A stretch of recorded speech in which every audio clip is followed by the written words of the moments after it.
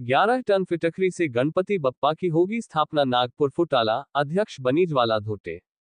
फुटाला झील संरक्षण समिति अध्यक्ष ज्वाला धोटे ने दी जानकारी। शहर में जल प्रदूषण काफी हद तक बढ़ गया है।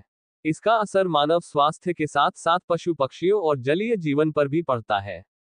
फिटकरी से पानी को शुद्ध किया जाता है और इसका पशु और जलीय जीवन सहित मानव स्वास्थ्य पर कोई प्रभाव नहीं पड़ता है। ये पर्यावरण की रक्षा करने में भी मदद करता है। इसलिए इस वर्ष से फुटाला झील संरक्षण समिति की ओर से 11 टन फिटकरी से गणपति की स्थापना की जाएगी। फुटाला झील संरक्षण समिति की अध्यक्ष ज्वाला धोटे ने बताया कि इससे पर्यावरण संबंधी संदेश जाएगा और सभी से आग्रह किया कि फिटकरी के गणपति की स्थापना करें, जिससे पर्यावरण पर कोई प्रभाव नहीं पड़ेगा। के सभी दर्शकों को मैं प्रणाम करती हूँ। फुटाला तालाब संरक्षण समिति का अध्यक्ष पद आज मुझे बहाल हुआ है। मैं समिति के सभी सदस्य की आभारी हूँ। फुटाला तालाब संरक्षण समिति की तरफ से आज एक महत्वपूर्ण पत्रकार परिषद यहाँ पे आयोजित की है प्रेस क्लब में। पर्यावरण रक्षक संकट मोचन गणेश जी की स्थापना, 11 टन गणेश जी की मूर्ति की स्थापना आने वाले भविष्य में संकष्ट चतुर्थी के दिन फुटाला तालाब संरक्षण समिति की तरफ से होने जा रही है। नागपुर शहर को, संपूर्ण समाज को, महाराष्ट्र को और देश को एक पर्यावरण रक्षक संकट मोचन गणपति की स्थापना करके हम एक संदेश देना चाहते हैं कि जो हमारे जल स्रोत है, वो कुआं रहो, तालाब रहो, नदियां रहो, वो दूषित ना हो, उनका पानी स्वच्छ रहे, गंगा जैसा निर्मल पानी हर एक जल स्रोत का रहे।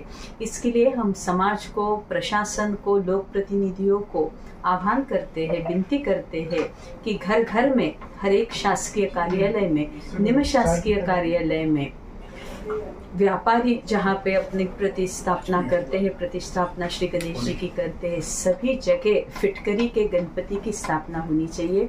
फिटकरी जो ये विषय है, हमने फिटकरी का गणपति क्यों चुने हैं? क्योंकि फिटकरी ये जल को शुद्धिकरण करती है, जल को शुद्ध करती है। और आज नागपुर शहर के सभी जल स्रोत, वो नाग नदी रहो या तालाब रहो, या आज ऑक्सीजन पे है, मरने की कगार पे आके पहुंचे हैं। तो उनको वेंटिलेटर से निकालने के लिए नाम ही सिर्फ फुटाला तालाब संरक्षण समिति है, मगर नागपुर के सभी तालाब हमारा मिशन है, हमारा टारगेट है। और हम आर्टिफिशियल टब्स और लेक्स महानगर पालिका बिठाती है विसर्जन के लिए। उससे जनता की जो भावना रहती है, जो बापा को विसर्जन करने की जो भावना रहती है, वो भावना में कहीं ना कहीं कुछ दुखद ऐसे प्रसंग आते हैं कि वो इच्छा उनकी पूरी नहीं होती कि हम आर्टिफिशियल टब में बापा का विसर्जन कर रहे हैं।